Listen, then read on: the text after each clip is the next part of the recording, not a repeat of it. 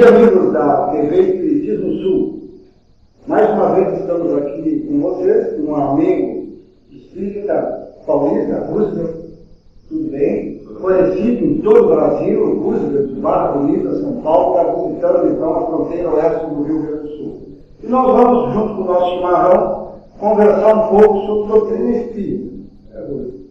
Roosevelt, um dos seus trabalhos de fidelidade à nossa doutrina espírita, abordasse na cidade de Uruguaiana a questão da fidelidade com relação aos nossos grupos de estudo. O que está ocorrendo na sua visão? Conversa um pouco conosco.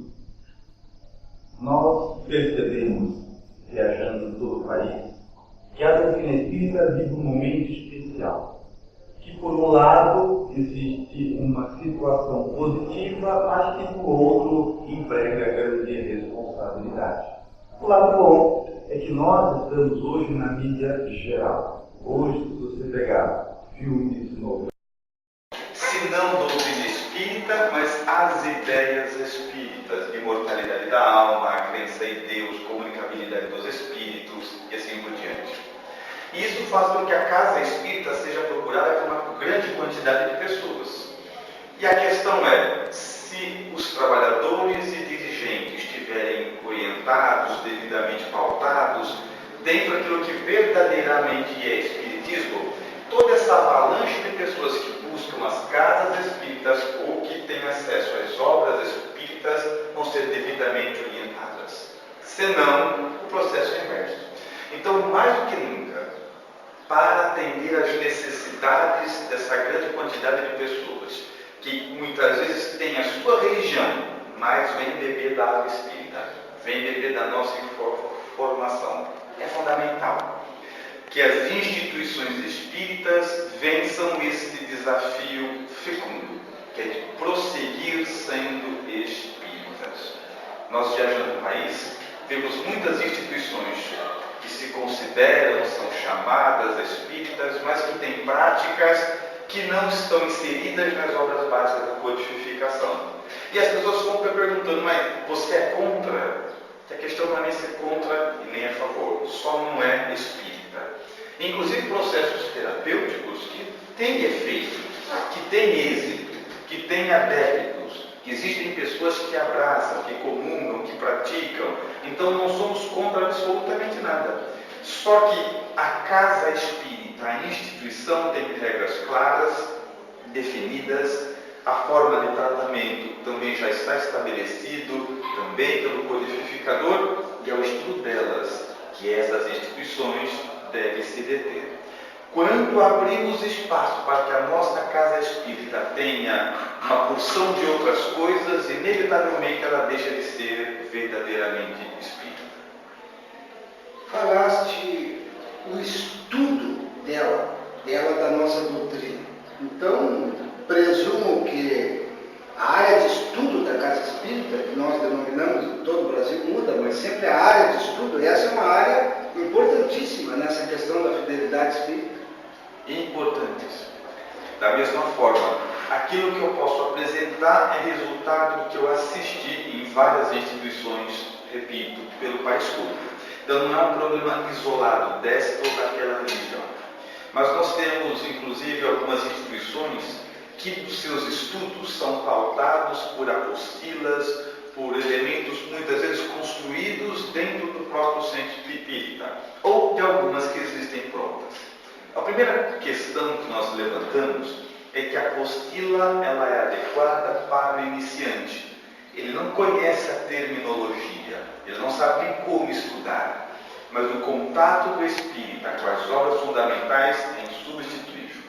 O contato do espírita com o material trazido por Allan Kardec é que vai prepará-lo para que ele saiba se os outros livros, os outros materiais, sejam palestras, livros, vai prepará-lo para que ele saiba identificar se esses outros elementos são espíritas ou não.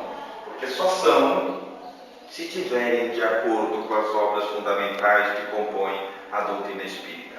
Qualquer contrariedade, mesmo que seja mediúnica, mesmo que venha por meio dos espíritos, contrariou as obras de Allan Kardec, não é doutrina espírita. Presume-se que precisamos conhecer as obras de Allan Kardec.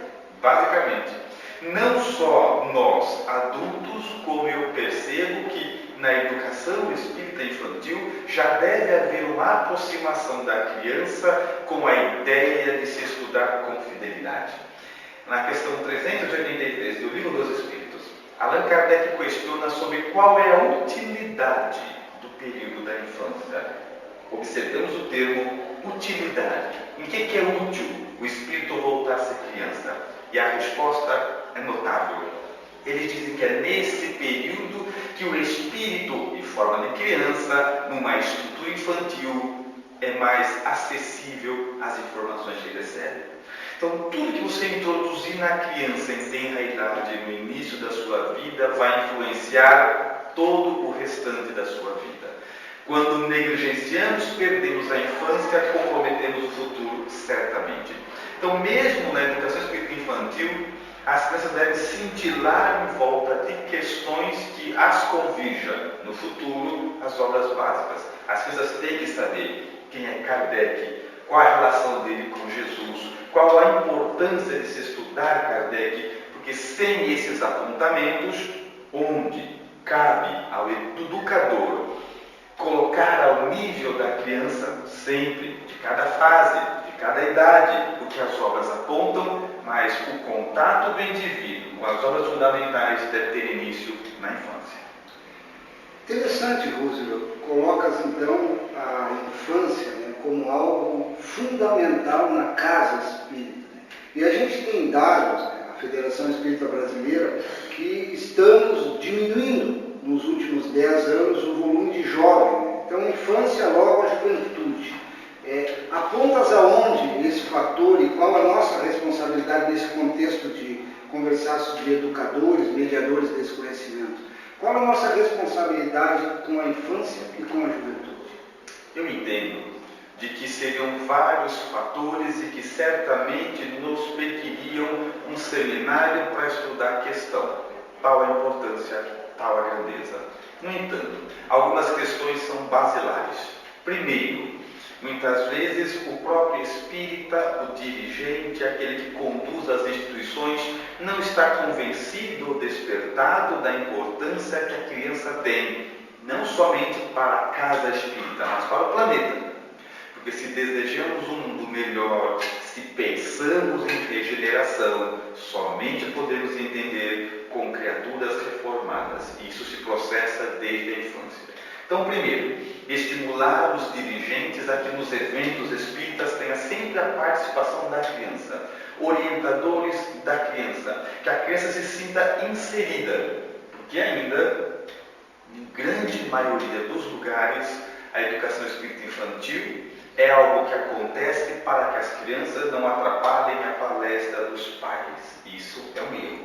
A criança tem que ter o dia dela, ela tem que ir ao centro por atividades para ela, a própria literatura espírita. A criança tem que ter a biblioteca dela, onde ela chega, pega o livro, lê, volta, igual adulto. É na infância que inserimos a capacidade e despertamos a criança para a leitura. Quem aprende a ler criança, lê sem sofrer a vida toda. Quando não aprendemos na infância, vamos sempre começar para sofrer com qualquer livro. Então é sempre na infância. Falta uma estrutura e uma reforma geral no que tange a educação, sem falarmos a capacitação dos evangelizadores. Que na verdade eu até estendo.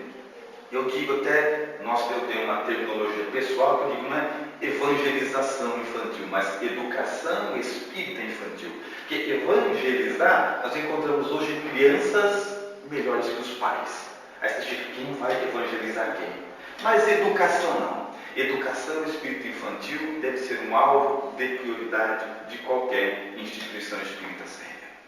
Certamente, Roosevelt, nós falaríamos aqui por um bom tempo. A gente gostaria de agradecer, né? Te oferecer um chimarrão. Sei que tu recém está começando com o chimarrão, mas como virás ao sul mais frequentemente, né? Aqui o nosso hábito é, aliás, apertar a mão e oferecer um chimarrão. Então, lá vai um, para ti, Augusto, eu tomando chimarrão. Agradecemos aos nossos amigos da Web TV Espiritismo Sul, agradecemos ao Búzio a nossa mais uma vinda ao Sul e até uma próxima entrevista.